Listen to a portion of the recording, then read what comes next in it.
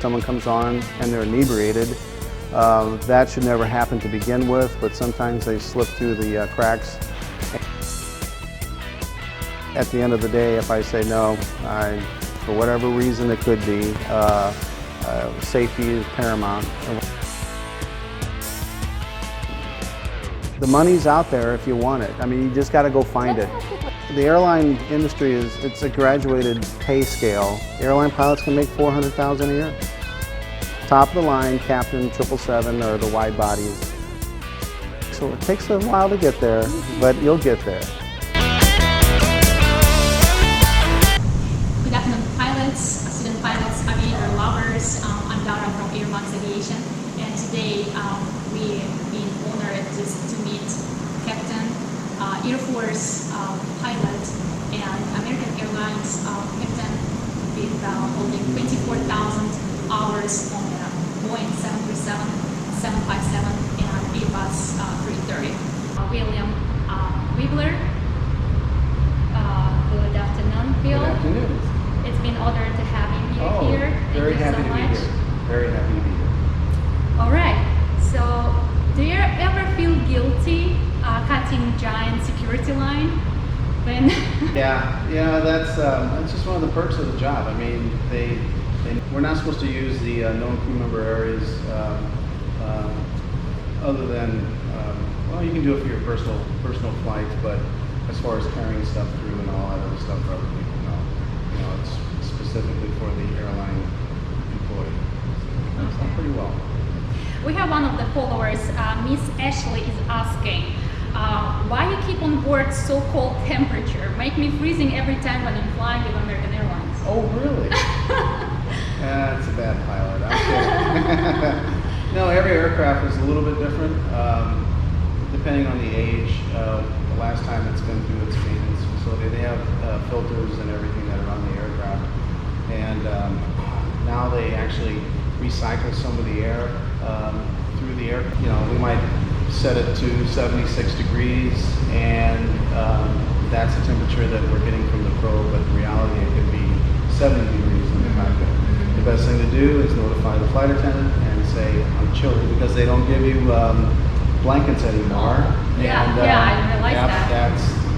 They don't do it unless policy about that? Yeah, it's usually, it's all weight savings. But passengers steal that. Yeah, if they want to, they can have it as far as I'm concerned. But first class usually gets a blanket, and the coach normally does not. So if you're back there, I highly suggest, you know, take something. The squeaky wheel gets the oil. Yeah, Mrs. Ashley, take a blanket with you next time. Yeah.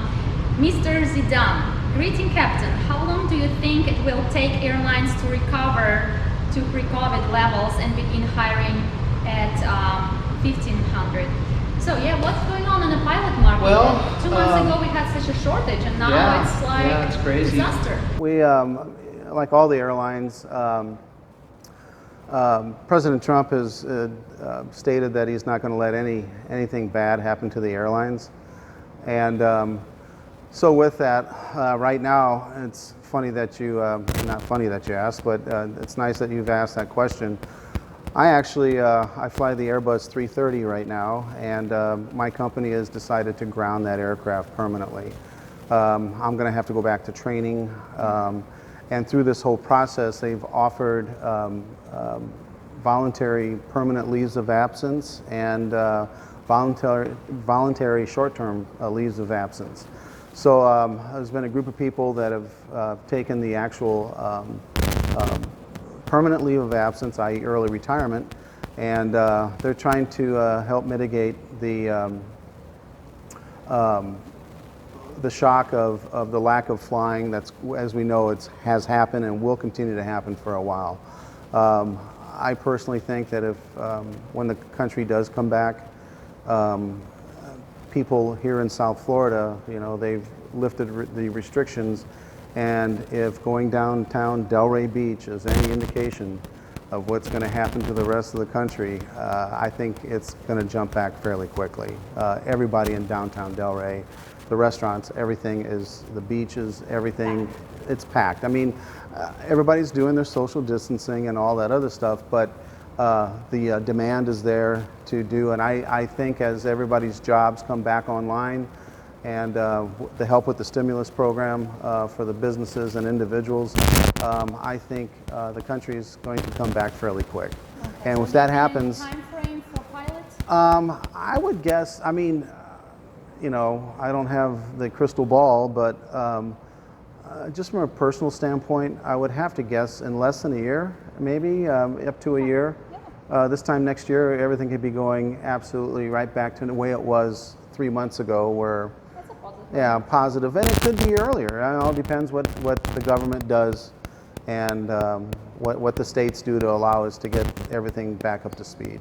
Have you ever had to remove bad behaved passenger of the flight? That's interesting. Yes, multiple times. Tell me the story. Well, Pick there's- the best one. No, it's just, you know, they're non-compliant with the flight attendants, or if someone comes on and they're inebriated. That should never happen to begin with, but sometimes they slip through the cracks. And, you know, we have a process, and we call it a ground security coordinator that comes in and pretty much determines, determines if they need to be removed or not. And that's, if I'm, at the end of the day, if I say no, for whatever reason it could be, safety is paramount for my crew and the other passengers.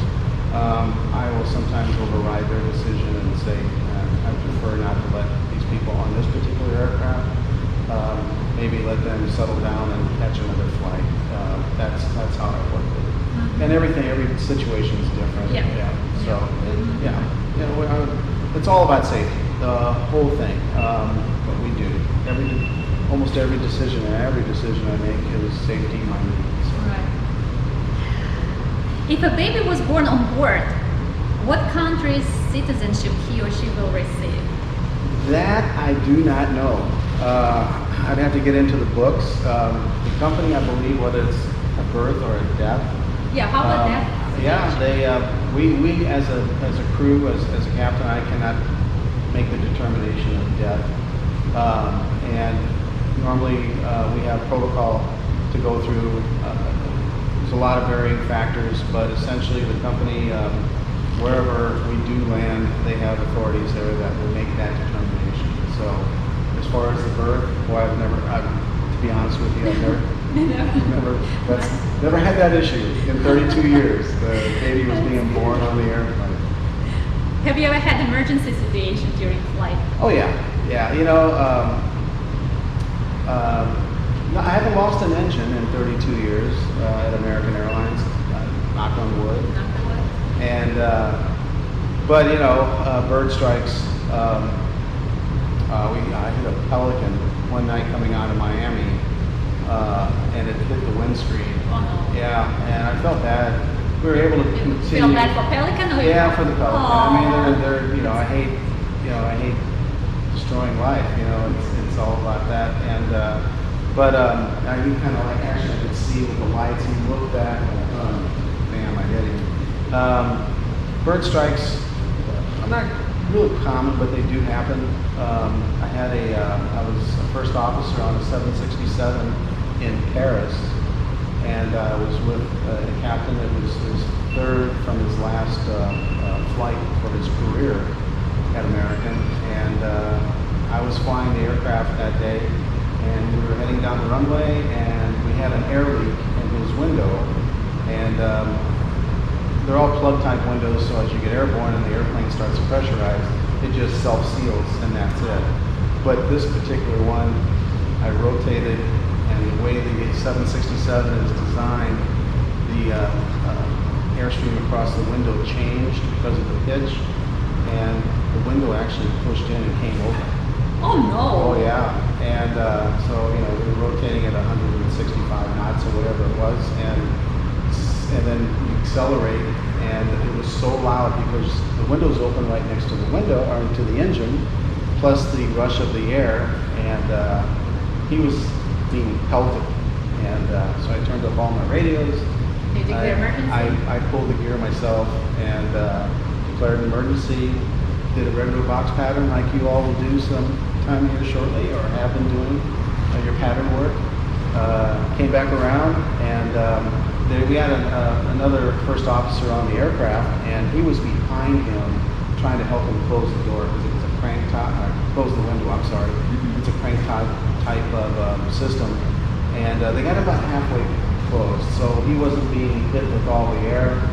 And I flew by myself all the way around and configured the aircraft, landed, and there was an over-center cam that was bad in the door and the locking mechanism, so they just readjusted that and we were on our way. So. Is it true that many pilots are alcoholics? No. No. Yeah. Far from it. You know, Misconception. yeah, total misconception. If you just take a block of people out in society, and you're going to have the numbers within that block are, you know, whatever alcoholism, you know, it could be diabetes, whatever. Right. Pilots, you know, we're held to a higher standard for for what we do in for our livelihood, we fly for an airline. But alcoholism, I mean, it's something that touches, you know, all parts of our society, and yes, it does happen within the airline business. Our company and my union that I belong to, they have very good programs to help those people that do have issues, you know, and in all kinds of levels, you know, if you're depressed, and they work with the FAA to make sure that, you know, the problem can be addressed. Let that individual pilot continue on and on, you know. But then if there is an overall issue, it on rare occasion, you know, it downs the pilot. Speaking of which, in 2015, if you remember, the German wings, the daughter of Lufthansa, they had a situation when the pilot committed suicide. When the captain left the cockpit, he locked the cockpit room and basically died. Right. Do you think FAA has to implement kind of psychological questionnaire for the pilots? Yeah, well, like when I went through, I'm not sure, I'm not up to speed on what it is today, but actually when I went through, I believe there was a test called the MMP. Yep. And yes, and we all had to take it, and from that, you know, they can make a really great determination about you individually. And then when I was with American, you also sat with a doctor, and they're always evaluating you, and before they would hire. Excuse me, but yeah, you know, the situation that happened with that individual that locked out the other captain, the airline industry has come up with a counter to that to never let it happen. There was always going to be two people in the cockpit, and if, during flight, if one of the pilots needs to get up and use the facilities, the restroom, they'll bring actually a flight attendant in, do the exchange, and there's always somebody in there to make sure the door can be open. You know, yeah, they're going to a two-man rule on all the aircraft at a minimum. So yeah, you know, those things happen, and it's a tragic. It's a tragedy that did happen, and I feel terrible for the people that were along for the ride on that one. It's horrible. John Rogath asking, how can young fellows with low financial capability but with high determination get the opportunity to study aviation? Well, I have two sons, 21 and 18, and I keep telling them, whatever determination you have, there's always ways to find money to go. Myself, it's happened with me. Growing up, my parents were basically factory workers. They didn't have the money to send me to school, let alone pilot training. And I went to Parks College in St. Louis, and it was the very first Embry-Riddle, if you want to call that. They had a great program there, and I actually applied for grants within the state at the time. I took out loans. Right now, I believe. Loans would be good. Yeah, loans are good. I mean, the money's out there if you want it. I mean, you just got to go find Let me it. ask you a question. How much you make? Sorry for this question, because if the future pilot take a loan, he thinks, it's probably take rest of my life to finish to pay off. Right. Pay back No, this loan. that's another good question. You know, the airline industry it's a graduated pay scale. With American Airlines, its pay scale goes over the first 12 years, and then it's also determined if you're a narrow body first officer or a captain, and then a wide body first officer or a captain. Right. But the starting pay, I believe, for the first officers now is around $75,000 a year. It's not bad. Plus all the other benefits that go. So you know, it's all determined by the contract of the loan that you get and what they how they determine how you pay it back. But as you go up the longevity and also the equipment, the more and more money you make. And then there's incentives so you can fly more, and with overtime and that, airline pilots can make $400,000 a year. That's a good I mean, salary. that's top of the line, captain, 777, or the wide bodies. Yeah, it takes a while to get there, but you'll get there. Yeah.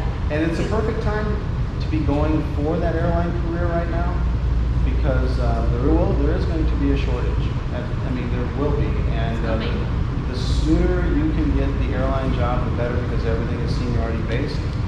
Students asking, is it six-pack versus glass cockpit during flight training? Is there any particular that airline will be Well, looking forward? I think for your initial training, you need the six-pack. You've scanned everything, how to fly. It's something you'll always understand and know. Basic understanding. Yes. And so if you get into some airplane years from now and that's all they have, please know how to do it. But the electronics and stuff now are fantastic. The flight management systems that are now on the aircraft are all pretty much what, the digital displays. Right. And they're very useful, gives you very good situational awareness. But I think your primary flight training should be with a six-pack. Any failure on check ride during your flight training, does it affect on the hiring process in airlines? Boy, see, I'm not part of that. I would probably say no. But then again, if they have all your records, it could be. I'm sure if they do, they will look at it as an individual Right. situation Right. to see what the problem was. But if everybody has a chance to fail. Everybody. Right. Now, I've failed check rides in my life too. Right. Didn't like it, and there was reasons behind it. But if you study hard and prepare on anything, I highly suggest people chair fly. Think about what they're going to do before they actually fly. I mean, I chair fly when I train, like on the 330. You sit there and you put yourself in the cockpit and you go through all the motions, and it just makes you a better pilot. Well, Marcel Proust was French writer, and he said Proust questionnaire in 1980. You can answer in simple way, just one, 2 words as you feel, and on that questionnaire we're gonna answer. What's your idea of perfect happiness? Perfect happiness? Just simple, one word. One word? Faith. What's your idea of unhappiness? Lack of faith. That's good. What's your greatest fear? Greatest fear. Just one word.